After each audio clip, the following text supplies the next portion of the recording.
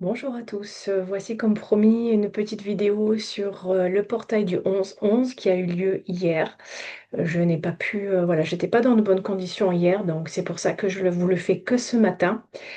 Donc déjà, je vous invite à relire ou revoir tout ce que j'ai pu dire sur le 11, puisque tout le mois de novembre, nous sommes sous cette énergie 11-2. Donc c'est une première chose. Et la deuxième chose, je vais déjà vous donner quelques éléments par rapport à ce portail 11-11. Donc hier c'était le 11 novembre, donc double 11. Donc déjà le nombre 11, comme je vous l'ai dit, ça amène plus de sensibilité, plus de tension, plus d'émotivité. Donc ça vous interroge déjà. Quel est votre rapport à vos émotions? Est-ce que vous les écoutez? Est-ce que vous êtes dans le trop ou dans le pas assez? Est-ce que vous êtes coupé de vos émotions? Ou est-ce que vous les écoutez d'une manière... est-ce que c'est elles qui prennent finalement le dessus par rapport à vous? Est-ce qu'elles vous mènent par le bout du nez? Parce que ça risque d'être explosif dans ce cas-là au niveau du passage justement de ce portail. Donc, on va dire que dans le côté lumineux, ce 11-11, ça amène vraiment une belle puissance, une belle énergie, beaucoup d'intuition, de médiumnité pour ceux qui sont déjà sur le parcours de se réapproprier leurs capacités, parce que nous avons tous des capacités plus ou moins développées, et vraiment un fort sens de l'écoute de l'autre. Ça peut être aussi une intelligence du cœur dans le couple ou dans l'écoute de l'autre, un vrai sens aussi de soutien par rapport à l'autre. Donc, je vous donne quelques éléments. Donc, ça vous donne vraiment quelque chose de puissant pour pouvoir avancer, évoluer. Donc, en plus de ça, quand on additionne le 11 et le 11, on retombe encore sur un métanombre qui est le 22,4. Et là, encore une fois, beaucoup de puissance et une énergie de dingue pour pouvoir concrétiser dans la matière des projets collectifs, par exemple. Mais c'est aussi une libération, si vous êtes sur ce chemin-là, de schémas qui peut-être vous bloquent, qui vous emprisonnent dans une certaine manière d'être, de faire, de fonctionner qui peuvent venir notamment de croyances familiales, de certaines choses qui se sont programmées depuis votre enfance ou même plus loin dans le transgénérationnel. En tout cas, ça nous parle de retour aux racines, mais alors il y a une partie, c'est finalement respecter cette loi des ancêtres, c'est-à-dire, je l'avais déjà dit dans une vidéo, je ne sais plus pour quel mois, c'est peut-être que effectivement vous avez vécu des choses difficiles, des choses dures. Peut-être que dans vos lignées, vous avez eu connaissance de faits très marquants, euh, voilà, qui vous ont peut-être déstabilisé lorsque vous les avez appris. Mais en tout cas, il y a ce devoir de respect du sang d'un côté et de l'autre. Ok, j'ai ça qui s'est passé dans mes lignées, etc. Mais j'ai le pouvoir de m'en libérer. Je respecte finalement tous mes ancêtres. Et s'il faut, il y a un besoin de réintégration de ces ancêtres. Mais il y a aussi derrière ce 22-4 une invitation forte à se libérer de ce qui nous entrave. Mais c'est toujours, alors le 11 et le 22, on parle beaucoup de collectif. Donc il y a vraiment un travail là pour le collectif. Et quoi qu'il en soit, même si ça résonne pas chez vous, ce travail collectif, parce que vous, déjà, de par votre profession, vous n'avez pas l'impression d'œuvrer, si vous voulez, pour le collectif. Il faut savoir que comme on est tous interconnectés, le fait que vous travaillez sur vous, ça va forcément aider les autres en résonance énergétique. Donc, ce n'est pas que pour vous finalement. Il y a forcément des personnes qui vont être impactées autour de vous, dans l'énergie que vous allez dégager lorsque vous vous libérez.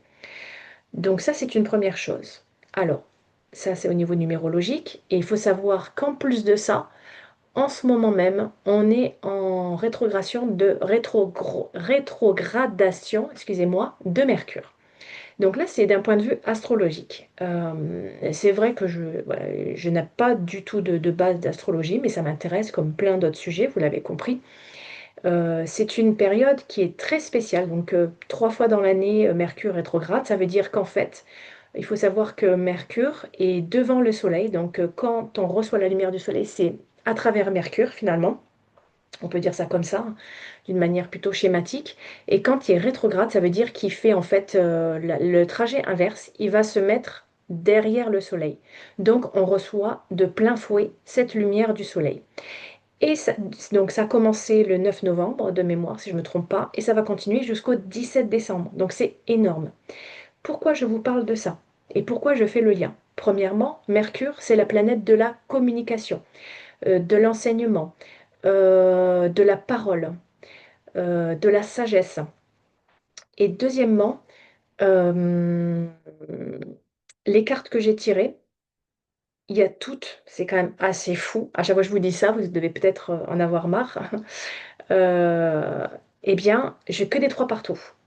C'est comme si on était déjà, alors déjà, premièrement, le 3, l'énergie du 3, c'est en lien avec la communication, la parole. Donc on est en plein, je veux dire, là, on est en plein dans le thème par rapport à Mercure. Mais en plus de ça, c'est comme s'il y avait ce portail qui nous amenait directement à l'énergie de mois de décembre. Parce que décembre, c'est 12, donc c'est du 3. Et d'ailleurs, je vais faire un atelier en présentiel à la Valette du Var sur ce thème-là, où on va en fait balayer toutes les significations du 3 à travers plusieurs prismes. Et on va créer ensemble un mantra qui va nous servir tout le mois de décembre. Donc, petite parenthèse fermée. Donc, c'est assez fou de voir que déjà, de par les cartes, j'ai le lien avec Mercure. J'ai le lien donc avec le mois de décembre. Et donc, je vous ai présenté les cartes hier, je les ai mis vite fait en ligne pour voir ce que j'avais tiré, pour vous communiquer là-dessus. Et la carte du tarot qui est associée, c'est le magicien. Alors, je ne sais pas si vous voyez bien. Donc ça, c'est pas le tarot classique, ça s'appelle le tarot d'or, c'est une variante. Donc, c'est dommage. Bon, moi, c'est parce que j'ai du mal avec les images classiques.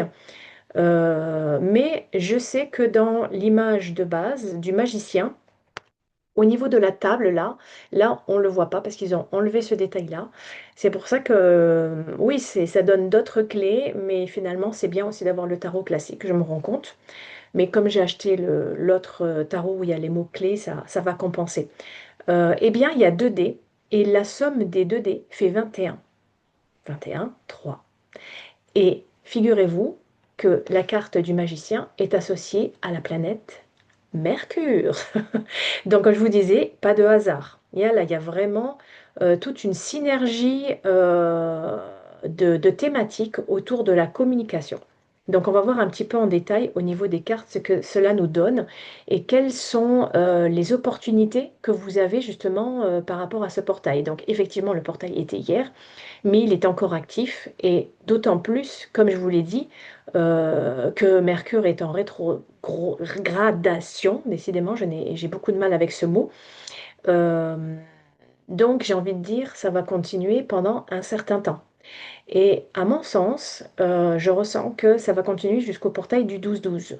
Ça risque d'être puissant aussi, le 12-12. Donc là, 3-3, euh, c'est pas mal. C'est pas mal. Donc, pour revenir aux cartes que je vous ai tirées, donc là c'est uniquement d'un point de vue nombre, donc numérologique, que j'ai voulu faire cette guidance-là pour le portail. Nous avons la première carte que j'ai tirée. Alors je ne suis pas sûre que vous la voyez, je vous la mets en face de ma tête. Ouais, là on la voit bien. La cible. Donc nous avons le numéro 37 qui fait par voie de réduction 1. Alors, cette carte, qu'est-ce qu'elle nous indique? Qu'est-ce qu'elle nous donne comme information? Eh bien, elle nous donne comme information que là, pour ce portail, vous allez avoir vraiment de belles opportunités, mais si vous vous mettez dans une posture de gagnant, dans une posture motivée, euh, si vous êtes vraiment dans cette posture, vous allez avoir de belles opportunités, vous allez avoir vraiment quelque chose qui va s'ouvrir devant vous pour vous mettre en action. Alors, j'ai envie de mettre un petit bémol parce que par rapport à cette planète Mercure, il est quand même indiqué que là, en tout cas pendant au moins les 2 premières phases, jusqu'à à peu près fin novembre, si vous voulez, si ça vous intéresse, vous me le direz en commentaire, je vous donnerai les dates exactes. Eh bien, il est conseillé de ne pas agir. Donc là, on est vraiment dans une fenêtre, en fait, d'opportunité on vous donne des clés, en fait, pour vous transformer. Et il est aussi question de ça, justement, lorsque la planète Mercure rétrograde. Ça vous donne une énergie de reset, vraiment, de remise à zéro. Et n'oubliez pas, et je vous l'ai dit depuis septembre, octobre, que là, on est dans la fin de l'année et c'est pour l'année en préparation de l'année 2026. Donc plus ça va et plus on ressent ces énergies de préparation à l'année universelle 1, qui est 2026. Donc, ce que cela vous dit, cette carte-là, la cible, c'est si vous êtes dans une bonne posture, donc liée à Mercure, c'est-à-dire faire le vide dans votre esprit, être dans une qualité d'analyse, de recul de soi, qui est finalement très 7. Quelque part aussi, la planète Mercure, il y a aussi le côté enseignement, sagesse, clarté. Donc faire un retour finalement en arrière pour avoir les clés de transformation. Donc si vous êtes dans cette bonne énergie pour justement faire par exemple des intentions d'abondance aussi, si vous êtes dans la bonne posture mentale et physique, vous allez avoir vraiment des belles choses qui vont arriver à la suite de ce portail. C'est tout simplement ça que ça veut nous dire. Ensuite, on a la deuxième carte, c'est la création. Encore une fois, on retrouve le 3. Et là, ça nous parle de quoi? Effectivement, encore une fois, eh bien, le nombre 3 qui est là, le côté plutôt créatif, mais dans le sens imagination, c'est-à-dire, finalement, c'est une invitation à débrider votre imagination et votre créativité à 200%. Euh, Ça veut dire, ne vous donnez pas de limites dans ce que vous pouvez imaginer, dans ce que vous pouvez créer. Et quelque part, le 3, comme je disais, c'était aussi la communication. Donc, comment vous communiquez? Est-ce qu'il n'y a pas des choses là à inventer dans votre façon de communiquer, que ce soit dans le côté professionnel ou le côté justement couple avec le 11, amoureux, ou dans votre famille, donc dans n'importe quelle sphère de votre vie? Donc c'est ça que ça veut nous dire. Ça veut dire vraiment il y a un potentiel et en plus lié au magicien, hein, parce que dans les mots-clés en fait de cette carte, il y a aussi le côté initiation, hein. Donc avec le lien avec justement le cycle de 2026. Donc, est-ce que vous allez écouter la voix de la création qui vous souffle à l'oreille des nouvelles idées, des nouvelles manières de communiquer, voilà, de la nouveauté. Et finalement, une forte invitation à vous ouvrir à plein de choses pour le moment, en fait, peut-être que vous avez mis un frein sur certaines choses, peut-être parce que ça vous faisait peur. Donc là où je reviens aussi au fait que on a des croyances limitantes et des schémas qui nous bloquent, mais c'est vraiment d'ouvrir votre esprit à un champ beaucoup plus large. Et si donc vous combinez une posture gagnante, motivée, avec une envie d'ouvrir votre champ créatif, eh bien vous allez pouvoir accéder à la dernière étape, la connaissance. Et là, c'est assez puissant parce qu'on a du 33. Donc vous imaginez, on est dans un portail 11, 11, qui nous donne du 22. Et qu'est-ce que je tire comme carte? La 33. C'est juste la consécration de cette énergie-là que nous sommes en train de passer. Donc le 33, ça nous donne quoi? Ça nous donne aussi un lien avec cette énergie du cœur, que l'on a finalement en filigrane avec le 11-11, parce que dans l'écoute, le côté maternant, c'est une énergie qui est quand même assez liée au chakra cœur.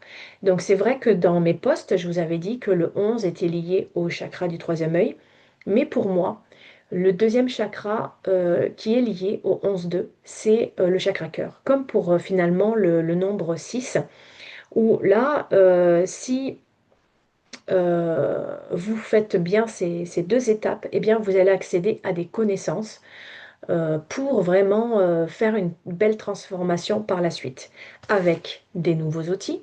Vous avez vu ce qu'il y a au-dessus de sa tête? Le signe infini. Ça y est pas dans le tarot classique. Quoi, je vous dis, en fait, voilà, c'est une nouvelle lecture, une autre lecture que le tarot classique, mais qui nous donne des éléments qui peuvent compléter cela. Donc, le signe de l'infini, finalement, ça nous donne un champ infini de possibilités. Donc, la connaissance, ça peut vouloir dire aussi que vous avez besoin, vous avez cette envie de vous former à quelque chose de totalement nouveau. Eh bien, allez-y, à fond. Là, c'est vraiment le bon moment. Qui plus est, donc avec ce portail de Mercure qui est lié à la connaissance, enfin ce portail de Mercure, vous m'avez compris, et avec au mois de décembre, cette énergie 3 qui est dans la communication, la parole, être aussi au sein d'un groupe et pouvoir s'exprimer d'une manière authentique au sein d'un groupe. Donc là, c'est toutes ces thématiques-là qu'on touche du doigt déjà avant décembre. Ce 33 qui est également un métanombre, donc voilà, beaucoup de puissance derrière, et qui est une énergie de guérison. Quelque part, on finit finalement le cycle avec cette énergie de guérison et d'ouverture.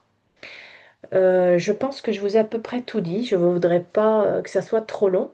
Et je vous mettrai un post avec les 3 cartes du jour. Et vous allez voir, c'est assez bluffant également. Voilà. Donc, je vous souhaite une bonne intégration de toutes ces énergies pour ce portail. Et je vous dis à bientôt.